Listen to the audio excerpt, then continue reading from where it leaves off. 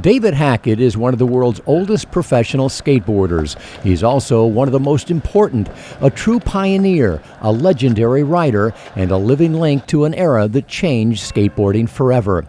But unlike many aging athletes, he's not just a reflection of his former self, because he still rides with the style that made him famous, still throwing the aerials and vertical moves that he helped invent. There's more than 100 million skateboarders worldwide. How many are like Dave? There's nobody like me. I mean, no. But Hackett's uniqueness is no laughing matter. He's a one-of-a-kind individual whose life story reads like a Hollywood script.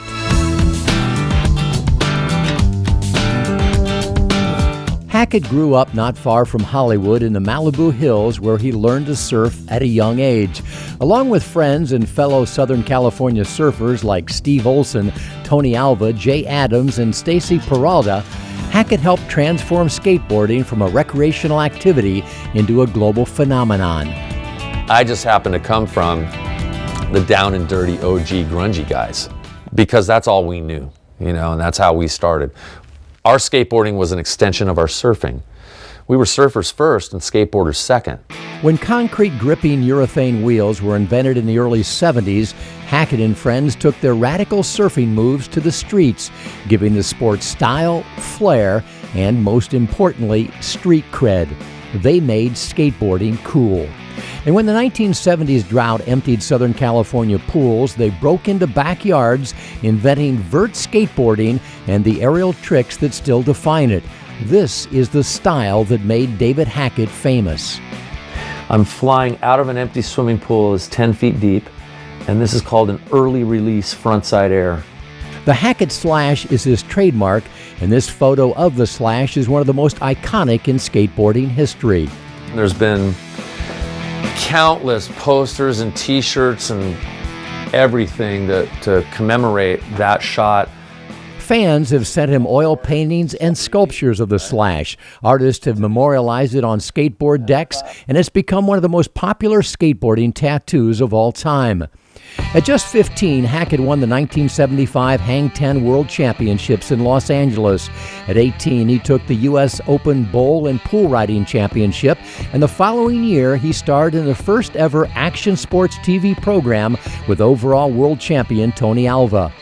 With us are Tony Alva and David Hackett. Tony, Dave, nice to have you with us. How you doing? Pretty good. You guys are probably the hottest riders in the world today. He's appeared on the cover of every major skateboarding magazine, featured in every important book, movie, and TV show on the sport. With me today is one of the meanest pool shredders in the world today, David Hackett. On Skate TV, Hackett predicted he would never stop riding. Exactly, old and bold. Never gonna be sold. That's the deal. Sure. Fast forward nearly 40 years, and Hackman, as his friends call him, is still competing and still winning major championships. I just won the U.S. National Slalom title, so I'm really stoked about that. Hackett no longer has to break into backyard pools. Thanks to him and his pals, pool and bowl skating is now a worldwide phenomenon. Gotta have music if you're gonna ride.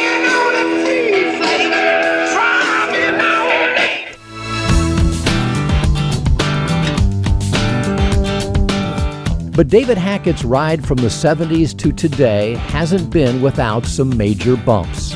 I used to drink a lot of tequila. That was my go-to drink because I used to like to party and get crazy wild. You know what I mean? And when I was younger, tequila would get me there. You drink 5, 6 shots, 10 shots of tequila, it's on, And then it would be cocaine. I loved cocaine for a time, But I was young and dumb, and and that's kind of what we were all doing back then in the 70s. David's brother Paul was 2 years younger and a fellow skateboarder. In the early 80s, when Paul was 18, strung out on drugs and suffering from undiagnosed bipolar disorder, he murdered their mother inside their Malibu home. Paul was ruled criminally insane and sent to a prison where he later died. Fueled by drugs and alcohol, David suffered from extreme rage and anger for years. I tried to get sober for about 20 years. Or at least that, yeah. And I didn't get sober till I was 34. I'm totally sober. I don't do drugs. That's out. Alcohol and drugs, no.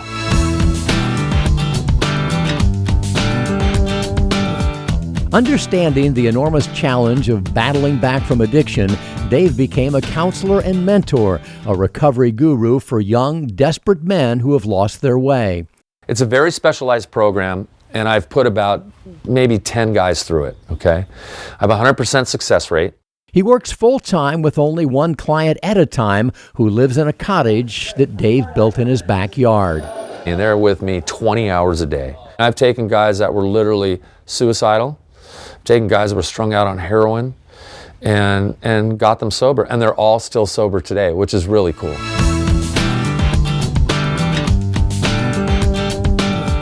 Overcoming addiction is not the only life-challenging battle that Hackett has waged and won. When he was 49, a scan revealed a tumor the size of an orange. He had stage 4 colon cancer. My poor wife, she's such an incredible woman. She truly is the angel goddess of divine love, you know, and she was right there by my side the whole time, and it was amazing. I think the thing that I admire most about my husband is that he never gives up. He always sees the light at the end of the tunnel. There's always that silver lining. The silver lining is that Dave's battle for sobriety taught him the power of belief and the importance of lifestyle modification. He refused both chemo and radiation and committed to waging a lifestyle war against his cancer. I'm going to eat a lot more of a vegetable-based diet. I'm going to work out religiously every day, and I'm going to continue to have fun and have a great attitude. And that's what I did. And now it's been over 6 years now, and I'm still here, and I never did the chemo and radiation, and it's never come back. Like many cancer survivors, Dave also experienced a new appreciation for every moment and a deep gratitude for every blessing. It really gave me an appreciation for life that I've never felt before. You know, this is all icing on the cake. It really is. You know what I mean? And if, God forbid, if I died tomorrow, like, I've had the most incredibly amazing, exciting, groundbreaking, radical bitchin' life. Really, you know? And it would be okay. I would be at peace.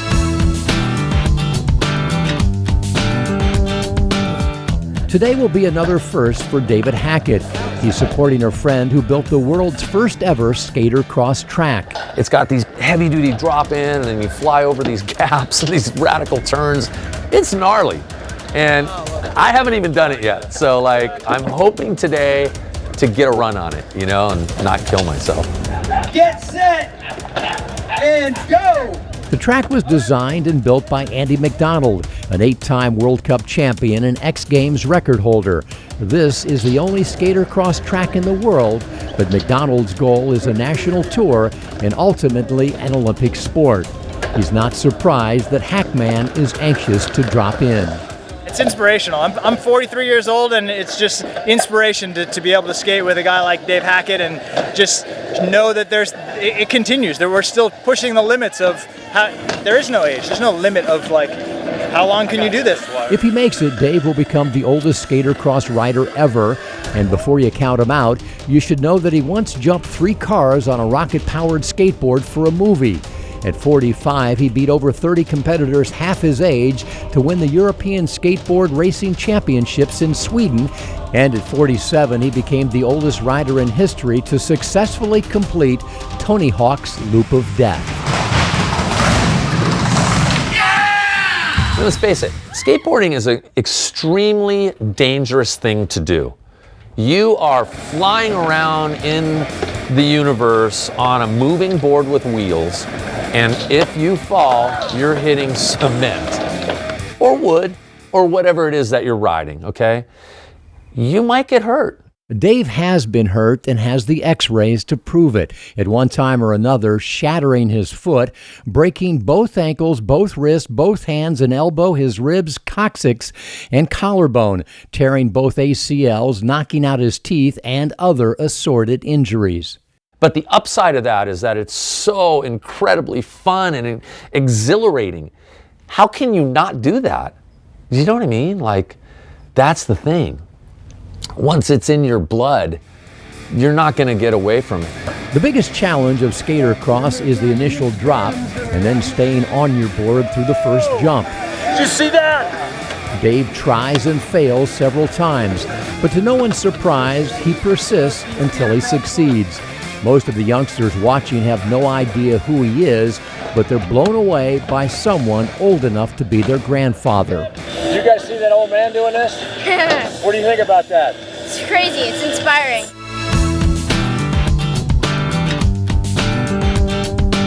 If he's not smashing stereotypes or saving lives, Dave likes to indulge his artistic side.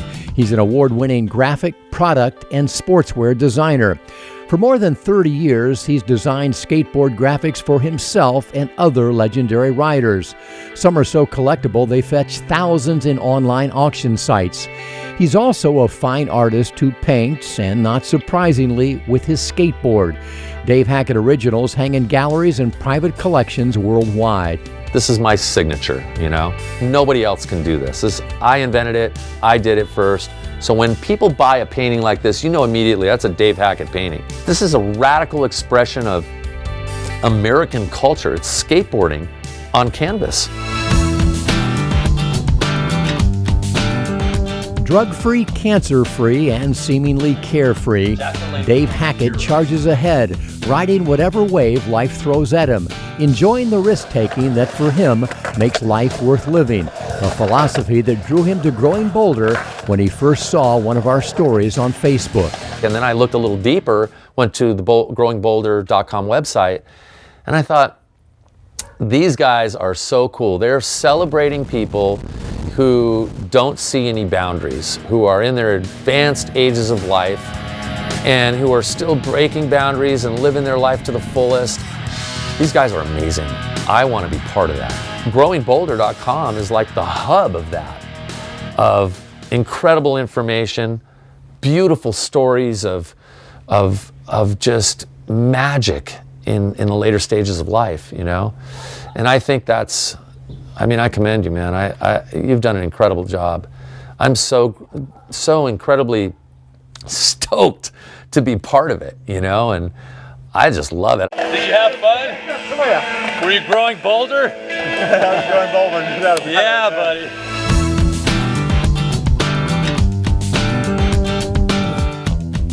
So what's next for the always growing Boulder David Hackett?